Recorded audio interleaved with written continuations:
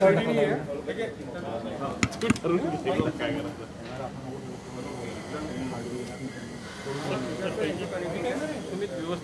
14 सकाळी तिकडे आहे. 14 सकाळी 9:30 वाजता. हो हनुमानजी. हो हो 14 सकाळी 9:30 वाजता. रेडी उद्या चल मी घेतो.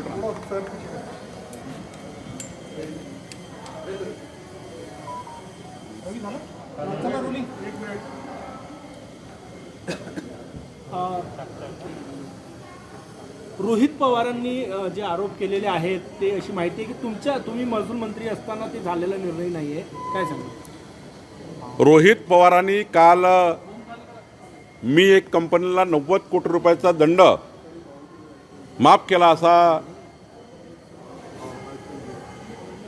आरोप लावला होता. मी आज सांगितलं की रोहित पवारांनी आरोप सिद्ध करावा किंवा राजकीय संन्यास घ्यावा.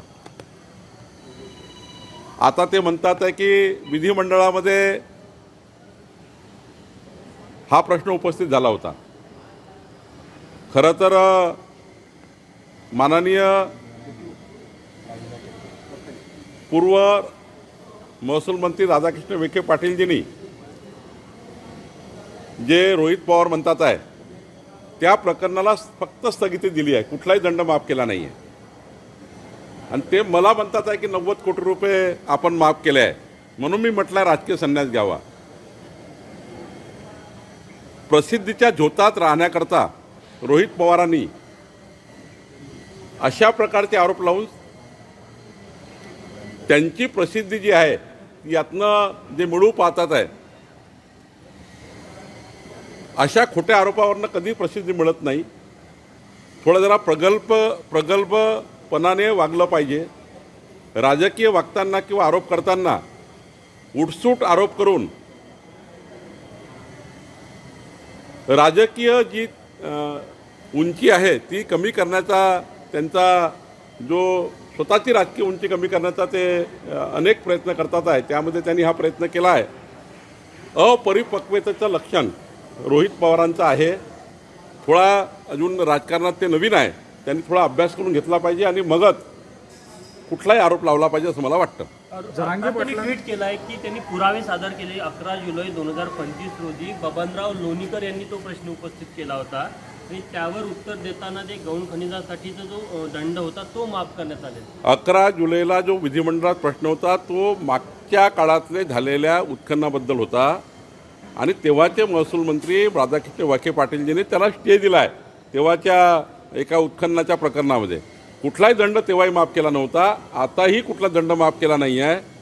मी सांगितलं ना, रोहित पवारांना आता सध्या कॉम्पिटिशनमध्ये प्रसिद्धीमध्ये राहण्याचा एक सवय पडलेली आहे. ती सवय त्यांना अशा चुकीचे आरोप लावून आणि त्यांची लिडरशिप त्यांना प्रूव्ह करायची आहे.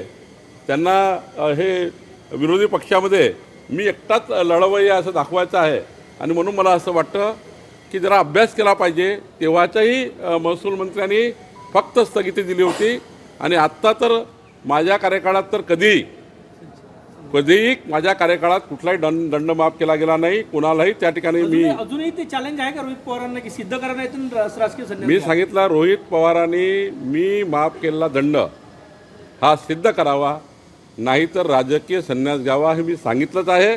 मी आताही बोलतो आहे आणि बबनराव लोणीकरचं आणि मागच्या महसूल मंत्र्यात त्यांनी तपासून बघावं काय प्रकरण आहे, त्यामध्येही कुठला दंड माफ केला नाही. त्यांचं असं म्हणणं आहे की जप्त केलेले साहित्य देखील परत करण्यात आलेले. मी सांगितलं ना, अपरिपक्वतेचे लक्षण आहे. अभ्यास केला पाहिजे, अभ्यास करून बोलला पाहिजे. ओबीसी आरक्षणाच्या मुद्द्यावर एकीकडे काँग्रेस विजय वडेट्टीवार म्हणतात की नुकसान होत आहे ओबीसींचं, दुसरीकडे मुख्यमंत्री म्हणतात की आम्ही ओबीसींचं अहित होऊ देणार नाही. या राज्यामध्ये माननीय मुख्यमंत्री देवेंद्र फडणवीसजींनी 14 ते 19 आणि या काळातही ओबीसीचं नुकसान होईल असा कुठलाही निर्णय घेतला नाही. उलट या राज्यामध्ये ओबीसी मंत्रालय जे काँग्रेसने कधीही 40 वर्षात निर्णय घेतला नाही, त्या ओबीसी मंत्रालय गठीत करण्याचं आणि या राज्यामध्ये ओबीसीला मंत्री दिला पाहिजे ओबीसीच्या 18 पगड जाती, 12 बोलतेदार, 353 जाती करता जे ओबीसी मंत्रालय आहे त्या मंत्रालयामध्ये ते मंत्रालय गठीत करणे, त्या मंत्रालयाला मंत्री देण्याचं काम आणि या मंत्रालयाच्या माध्यमातून सर्व ओबीसी समाजाला न्याय द्यायचं काम देवेंद्र फडणवीस सरकारने केलं, आमच्या मुख्यमंत्री देवेंद्र फडणवीसजींनी केलं आहे.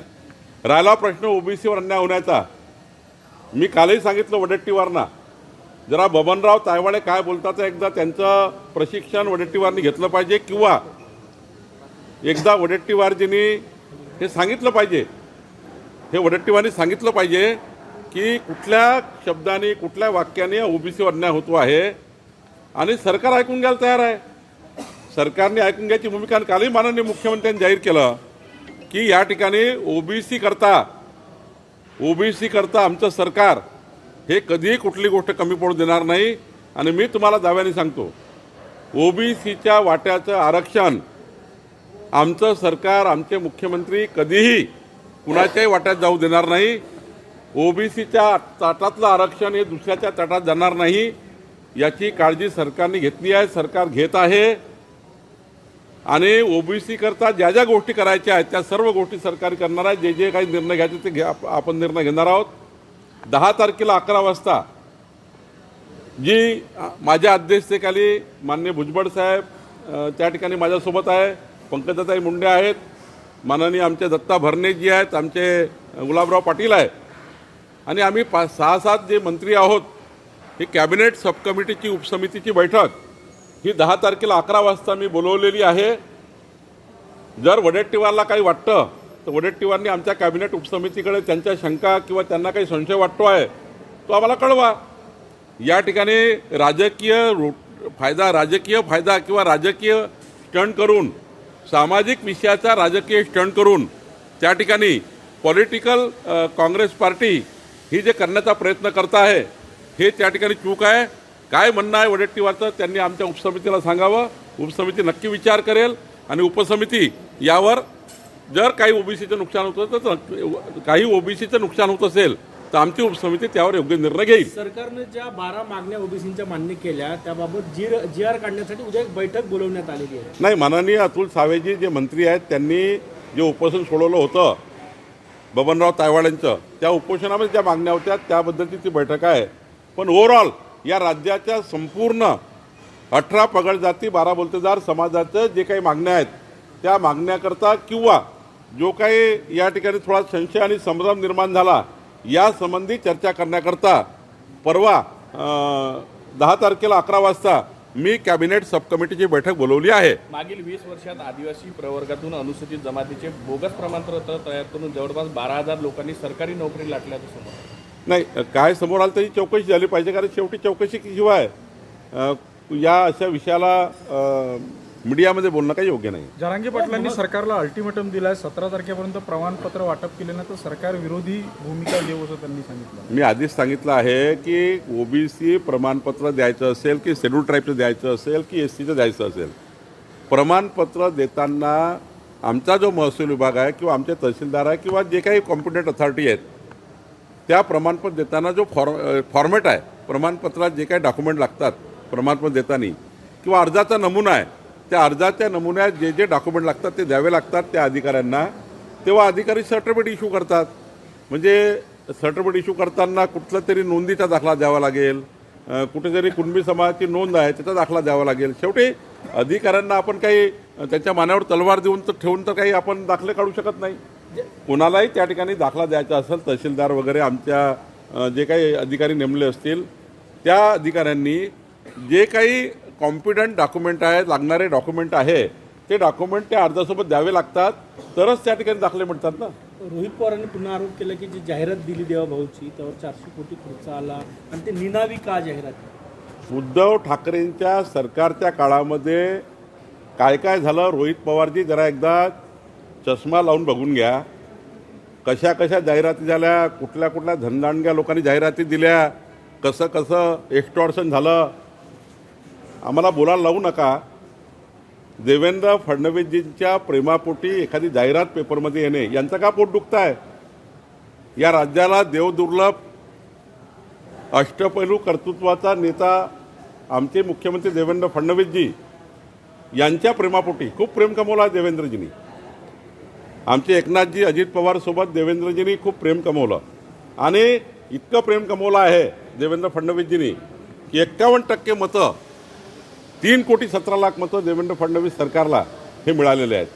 मग प्रेमापोटी एखादी जाहिरात दिली, यांच्या पोटात का गोळा आला? छत्रपती शिवरायांच्या साक्षीने एक जाहिरात येतं, त्यांचे फोटो असते यांच्यावर. मग छत्रपती शिवाजी महाराजांची त्या ठिकाणी फोटो आहेत, त्या ठिकाणी देवेंद्रजी छत्रपती शिवरायाला नतमस्तक होत आहे आणि 14 कोटी जनतेला नतमस्तक होत आहे. हे राज्य जनतेकरता समर्पित आहे, हे राज्य जनतेकरता समर्पित असा भाव आहे. ॲडव्हर्टाईजमेंटचा भाव काय? ते भावना काय त्या ॲडव्हर्टाईजमेंटच्या? जरा भावना समजून घ्या. छत्रपती शिवरायांना नतमस्तक होऊन हे राज्य समाजाकरता समर्पित आहे, 14 कोटी जनतेकरता समर्पित आहे, ही भावना त्या ॲडव्हर्टाईजमेंटची आहे. आणि तुम्ही काय राजकारण करतात आहे? तुमच्या पोटात का गोळा उठला आहे?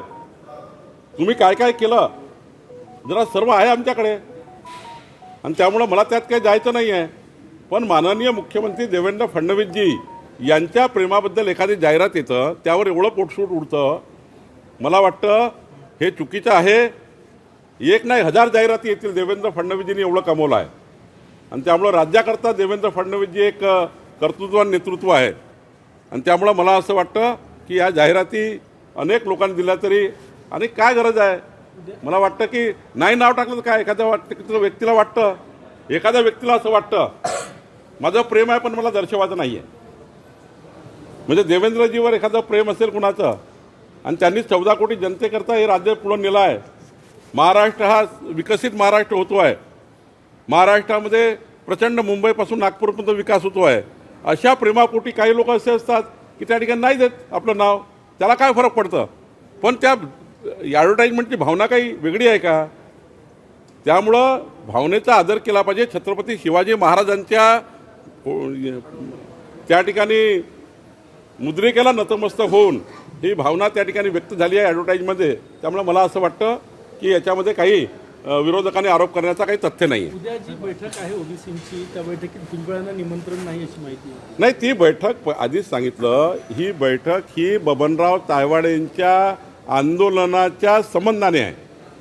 आणि परवा माझी जी बैठक आहे कॅबिनेट सब कमिटी, त्यामध्ये भुजबळ साहेब आहे, पंकजाताई सर्वच आहेत. त्या सब कमिटीमध्ये आम्ही सर्व बोलणार आहोत. वीरशैव समाजाने म्हटलेलं आहे की हिंदू म्हणू नका, जातीय जनगणनेमध्ये त्यांच्यासाठी वेगळा कॉलम ठेवा. याच्यामुळे भाजपच्या अडचणी वाढणार आहे, कारण परंपरागत तो वीरशैव समाज भाजपचा मतदार राहिला. नाही, आता मला काय म्हटलं आहे तुम्ही आता बाईटवर विचाराल आणि मी बाईटवर उत्तर देईल असं नाही आहे. मीडियामध्ये मला समजून घेऊ द्या. कारण लिंगायत समाज असेल, वीरशैव समाज असेल, या समाजाशी मी त्या ठिकाणी चर्चा करेल. काय म्हणणं ऐकून घेईल.